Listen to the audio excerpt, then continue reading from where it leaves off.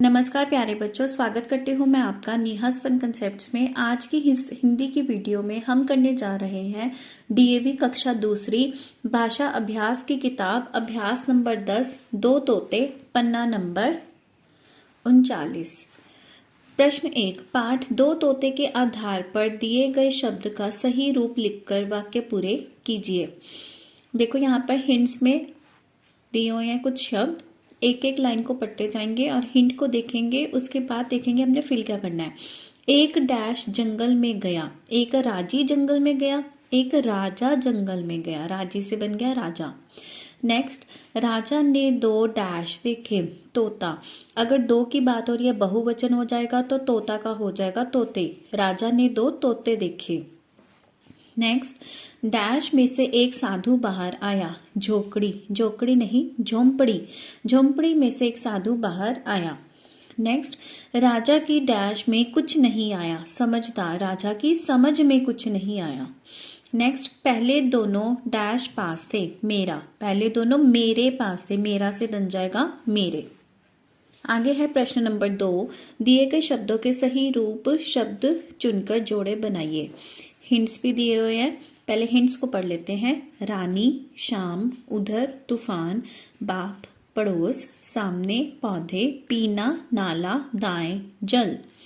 सुबह, शाम, नदी, नाला, राजा, रानी, आमने सामने, बाएं दाएं, इधर उधर, आंधी तूफान, अन्न जल, माँ बाप, पास पड़ोस, पेड़ पौधे, खाना पीना।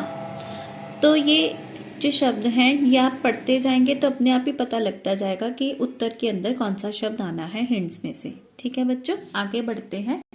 प्रश्न 3, उदाहरण के अनुसार वाक्य लिखिए। पहला है तोते उड़ गए, इसका हमने बना दिया तोता उड़ गया, मतलब हमने बहुवचन से एक वचन पर लेके आना सेंटेंस को। आगे है गमले टूट गए, तो इसका एक वचन में कैसे लिखेंगे, गमला टूट गया। आगे है कपड़े फट गए, कपड़ा फट गया। बच्चे रूठ गए, बच्चा रूठ गया। पौधे बड़े हो गए, पौधा बड़ा हो गया। डाकू भाग गए, डाकू भाग गया। ठीक है, बहुवचन से एक वचन पर ले आएंगे तो गए का होता जाएगा गया, और इधर कपड़े का कपड़ा, बच्चे का बच्चा, इस तरह से बहुवचन से एक वचन पर ले आएंगे। आगे है प्रश्न 4, नीचे दिए गए शब्दों में रू या रू लगाकर शब्द पूरा कीजिए। र को बड़ा हो या फिर र को छोटा हो। तो देखते हैं, पहला है शुरू, तो ये बड़ा हुआ आएगा। गुरु छोटा हो, करूंगा बढ़ाओ, जरूर बढ़ाओ, रूप बढ़ाओ, रुक छोटा हो। अब देखो गुरु और रुक दोनों में हमने थोड़ा सा ही पॉज लिया है, थोड़ा सा ही स्ट्रेस डाला है, इसलिए इसमें छोटा ऊ वाला रू आएगा। और बाकियों में शुरू, करूंगा, जरूर, रूप, ज्यादा स्ट्रेस दे रहे हैं हम रू के ऊपर तो बड़ा ऊ वाला रू आएगा। आगे है प्रश्न 5, खाली जगह में की या की लगाकर वाक्य पूरा कीजिए।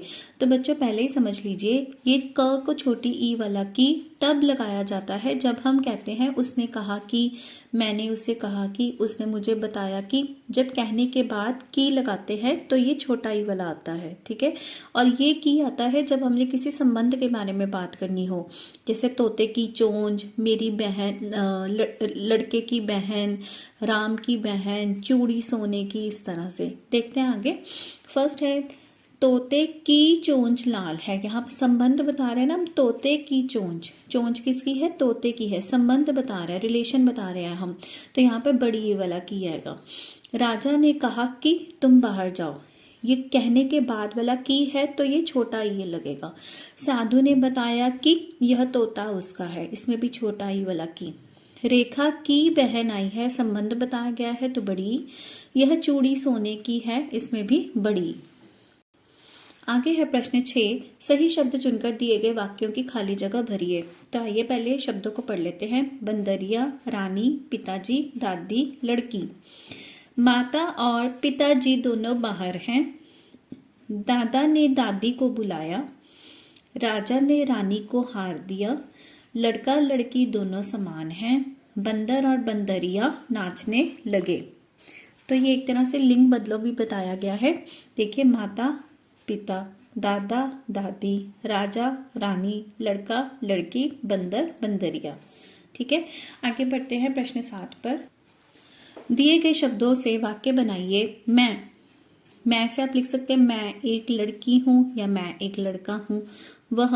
वह एक साहसी लड़की है। यह एक बड़ा मैदान है। मुझे काला रंग पसंद है। उस मदारी के पास बंदर है। आगे है प्रश्न 8। क्या या कौन लगाकर प्रश्न बनाइए।